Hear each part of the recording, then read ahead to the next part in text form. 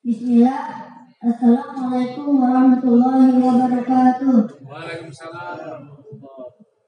Alhamdulillahirrahmanirrahim. Puji dan syukur marilah kita panjatkan kehadiran Allah Subhanahu wa Ta'ala yang memberikan begitu banyak kenikmatan kepada kita sekalian. Salawat serta salam semoga tercurah kepada Nabi Muhammad Sallallahu Alaihi Wasallam, sahabat, keluarga, serta kita sekalian sebagai umatnya. Amin. Bapak-bapak, ibu-ibu, jamaah sholat isya dan tarawih yang dimuliakan Allah. Sebelum kita mulai pelaksanaan ceramah dan imam dan sholat tarawih, ada beberapa pengumuman yang akan kami sampaikan mewakili pengurus Masjid Al-Amin. Pertama, kami sampaikan tentang penerimaan kotak amal sholat tarawih. Pada awal hari kemarin, 9.017.000 rupiah.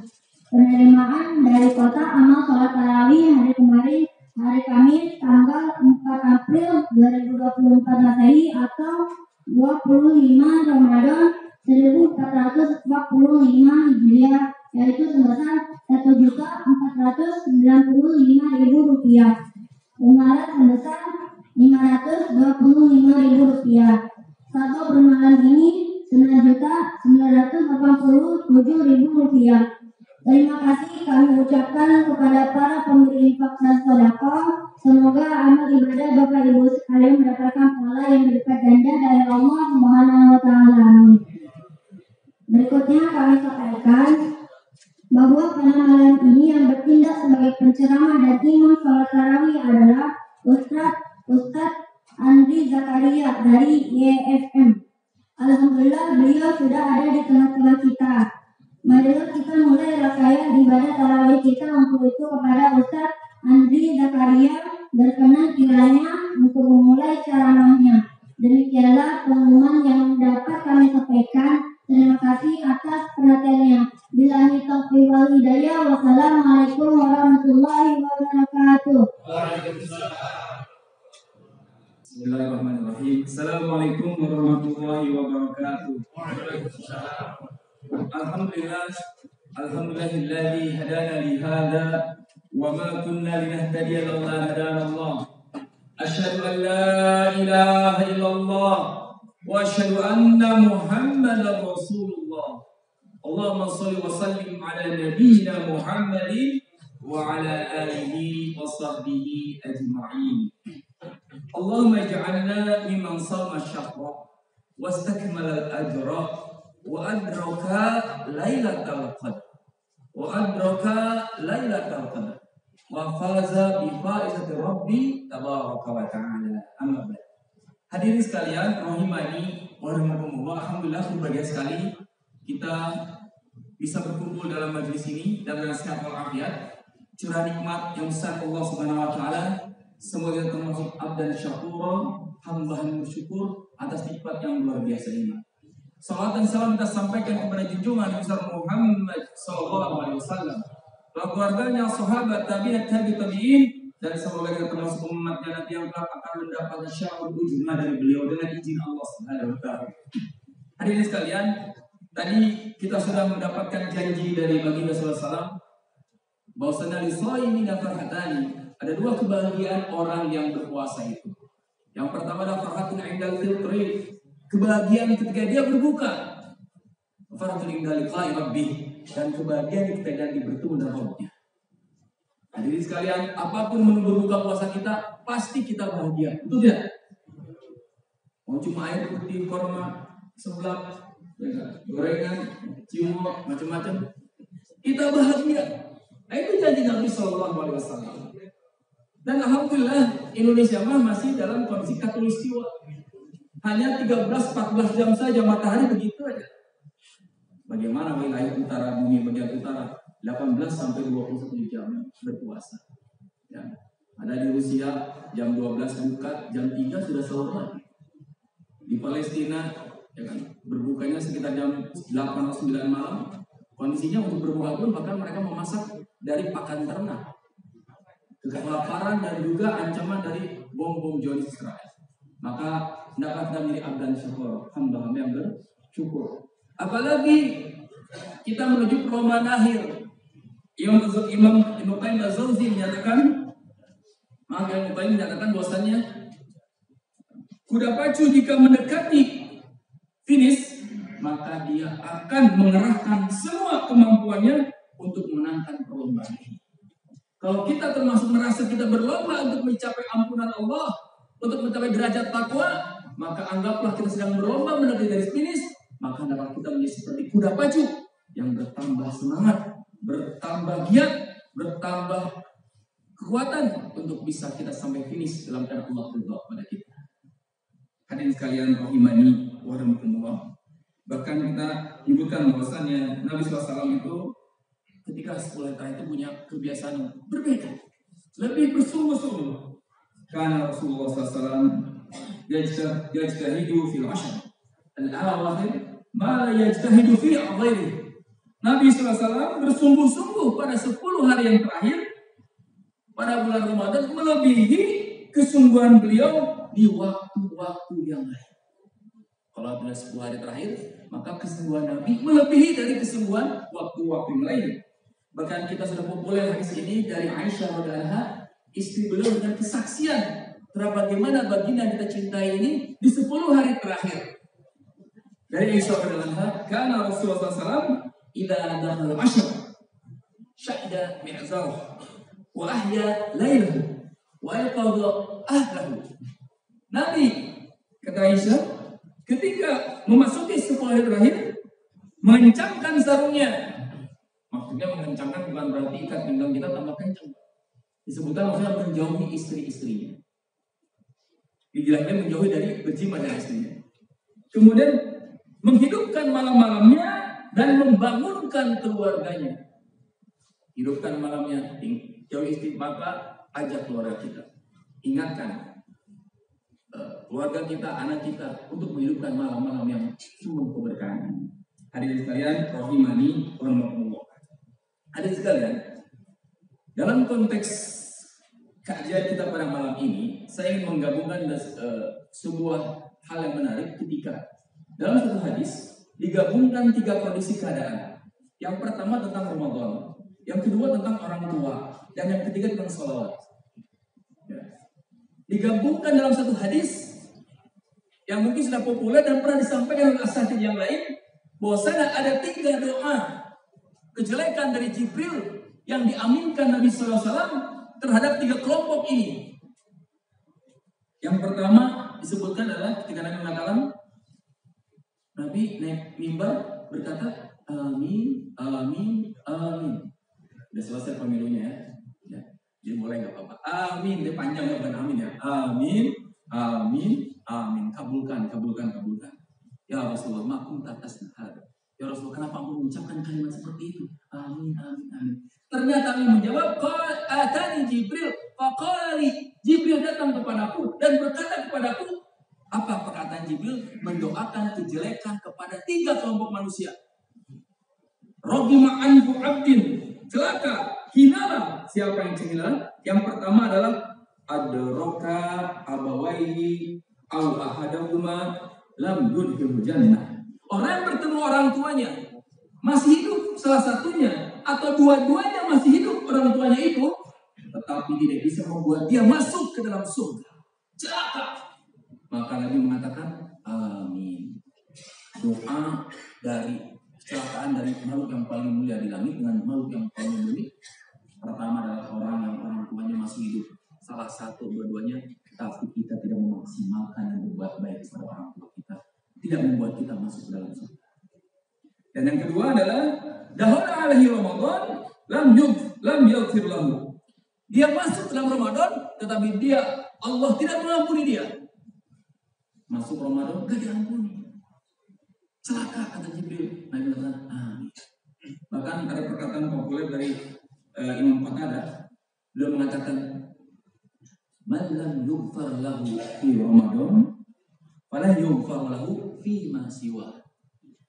Siapa saja yang tidak diampuni di bulan Ramadan, maka sungguh di hari lain di luar Ramadan sulit dia akan diampuni Allah Subhanahu wa taala. Artinya ini luar ampunan. Kalau kita nggak memaksimalkan Ramadan dengan sungguh-sungguh, ketika kita diampuni, maka itu bentuk kecelakaan. Dan yang ketiga terkait salawat, mengukirta indahu falam yusolli alaik. Kata Jibril, siapa disebutkan di sisimu Muhammad, nama Nabi SAW, tidak bersolawat kepada Muhammad, maka itu adalah orang celaka. Hadirin sekalian, maka dalam konteks orang tua, menjelang 10 hari terakhir ini, kita disunahkan betul minta ampun pada Allah. Allahumma innaka afuwwun karim, tubuh apa dan seterusnya. Tetapi dalam konteks hadis yang kita sampaikan tersebut mengaitkan antara orang tua dan Ramadan, maka kita membuat kesimpulan bahwasanya janganlah kita di saat-saat yang penuh berkah ini melupakan terus berbakti kepada orang tua kita. Apalagi kaitan dengan saum dan doa orang tua, disebutkan bahwasanya ada 3 doa yang mustajab tanpa dilakukan. Yang pertama adalah doa orang terzalimi. Yang kedua, doa orang sedang safar. Yang ketiga, doa orang tua kepada anaknya. Kemudian ada 3 doa yang tidak tertolak. 1, doa pemimpin yang adil. 2, doa orang berpuasa sampai ia berbuka. Dan doa orang terzalimi. Hadirin sekalian, ketika kita berpuasa, mustajab doa kita. Apalagi saat berbuka. Momen itu kalau kita menjadi anak, maka manfaatkan kita mendoakan orang tua kita. Karena saat mustajab doa. Kalau kita punya orang tua, doa orang mustajab adalah doa orang tua kepada anaknya.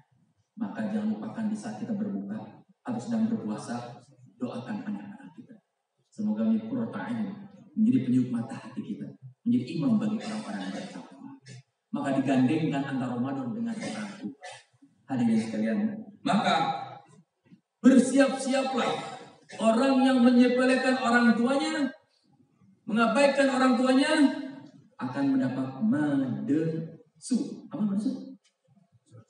Masa depan suram. Ya kan? Disebutkan hadis bahwasanya ada 2 pintu yang segera dibalaskan. Balasannya di dunia adalah kezaliman dan durhaka kepada orang tua. Nah, durhaka kepada orang tua itu segera kan balasannya. Dr. Hamid Ahmad At-Tahir dalam bukunya menyebutkan bahwasanya ada seorang laki-laki menyeret bapaknya dari mulai pintu rumah sampai pasar, diseret bapaknya oleh laki-laki tersebut. Beberapa tahun kemudian, giliran laki-laki tersebut diseret oleh anaknya. Dan berkata laki-laki tersebut, cukuplah nak sampai di sini, aku diseret dan dipukul karena dulu kakekmu aku seret sampai di sini. Maka disebutkan hadis, baru abakum tabarrukum abnaakum. Berbuat baiklah kepada bapak-bapakmu, niscaya akan berbuat baik anak-anakmu kepada. Makanya sikap kita kepada orang tua akan berdampak pada sikap anak kita kepada diri kita semua. Maka jangan sekali-kali mengabaikan orang tua kita, karena dialah pintu surga yang paling indah, pintu surga yang paling tengah. Banyak orang bisa masuk pintu surga. Ada orang masuk surga karena saum, ada orang masuk surga karena jihad, ada orang masuk surga karena sedekah, karena zakat, karena sholat dan seterusnya. Tapi Nabi mengatakan, awsatu abwabil jannah, pintu surga yang paling tengah, pintu surga yang paling indah adalah pintu surga berbakti kepada orang tua. Hadirin sekalian, jangan lupakan di peluang mustajabnya doa. Di sepertiga malam terakhir kita, di saat berbuka puasa, kita doakan orang tua kita, kita doakan anak-anak kita, karena inilah momen yang sangat tepat ya, agar kita tidak melupakan kedua orang tua kita. Bahkan ketika masih hidup pun, ada seorang menggendong ibunya ketika tawaf. Digendong ibunya, di perutnya digendong ketika tawaf. Payah orang berbicara mengendong ibunya ketika berhaji. Kemudian bertanya kepada Ibnu Umar, wahai Ibnu Umar, apakah ini sudah melunasi jasanya kepadaku, atau jasaku kepadanya, maksudnya jasa ibuku sudah saya lunasi dengan saya menggendong ini? Tidak. Bahkan itu tidak sebanding meski hanya 1 jeritan ketika ibumu melahirkan. Masya Allah. Ya. Jadi sekali lagi hadirin sekalian, mari selama kita masih hidup manfaatkan. Bertemu orang tua masih hidup, orang tua dulunya itu ketika dia berbakti, maka teruskan celaka. Saya yakin di sini kebanyakan yatim piatu di sini apa ya? Kelihatannya ini wajah-wajah yatim piatu. Masya Allah. Tapi kalau Ustaz tadi nggak perlu kasih infak ya. Karena ini bukan yatim piatu, udah pada balik semua. Tapi intinya hadirin sekalian, maka ketika bagaimana kalau kedua orang tua kita sudah wafat, itulah pertanyaan yang sama ditanyakan oleh salah seorang Bani Salamah, bertanya Rasulullah, ya Rasulullah, apa ini terakhir, apa yang caraku berbakti kepada orang tuaku ketika mereka tahu? Ini pertanyaan sama laki-laki dari Bani Salamah. Nabi menjawab, na'am as-salatu alaihima. Yang pertama adalah mensolatkan atau mendoakan mereka. Yang kedua adalah wa istighfaru lahma, memohon ampunkan akan kedua. Insya Allah 2 hal ini pasti kita sudah lakukan. Yang ketiga adalah wa ifa'u bi'ubudihima min ba'di mautihima, memenuhi janji-janji mereka setelah mereka meninggal. Mereka punya janji apa kepada orang, maka kita tunaikan janji mereka. Yang keempat adalah wa ikramu sadiqihima, memuliakan rekan-rekan mereka, sahabat-sahabat mereka kita muliakan.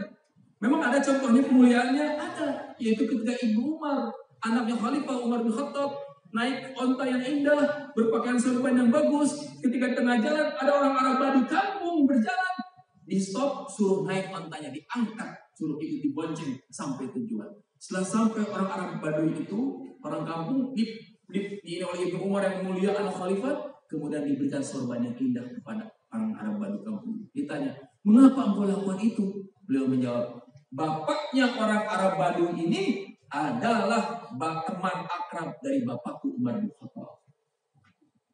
Itu satu bentuk. Makanya kita pulang kampung, ingat siapa teman-teman bapak, almarhum ibu dan bapak kita.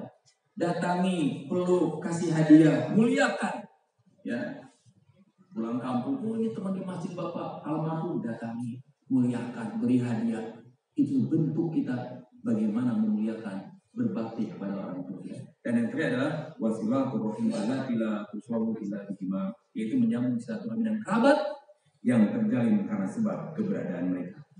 Itu saja mungkin hadirin sekalian yang bisa kami sampaikan pada kesempatan yang berbahagia ini. Semoga kita bisa memaksimalkan walaupun di saat kesibukan kita, hablum minallah kita, tetap kita tidak melupakan orang tua kita. Dan oh ya, satu lupa lagi, ternyata bahwasanya salah satu amalan-amalan yang bisa sampai kepada orang tua, diantaranya yang berpendapat bahwasanya amalan sifatnya mal, yang bersifat harta itu nyampe. Misalnya kita sedekah atas nama orang tua. Sebaik kasus Sa'ad bin Ubaidah yang ibunya wafat, kemudian dia wakafkan atau hadiahkan atau infakkan sebuah tanah dengan niat untuk amalan atau pahala buat ibunya yang meninggalnya. Rasul membenarkan. Maka sebagian ulama dari mazhab Maliki dan Syafi'i mengatakan bahwasanya amalan itu hanya nyambung yang terkait dengan harta saja. Tapi imam yang lainnya mengatakan boleh berbagai macam amal, misalnya bacaan Al-Quran ataupun amal-amal yang lain kita niatkan untuk pahala untuk orang tua. Tapi yang berkaitan hanya amalan yang bersifat maliyah saja yang sampai. Tapi intinya segala kebaikan kita yang kita lakukan adalah pasti akan orang tua kita mendapatkan manfaatnya. Karena doa orang anak sang soleh itu pasti akan nyampe kepada mereka. Semoga kita termasuk para anak yang soleh di bulan Ramadan ini. Doanya tanpa hijab Allah kabulkan untuk memberikan ampunan kepada orang tua kita. Ya, karena doa berpuasa dan mustajab, dan kesempatan kita adalah untuk memaksimalkan di 10 hari di hari-hari terakhir. Demikian, assalamualaikum warahmatullahi wabarakatuh. Waalaikumsalam.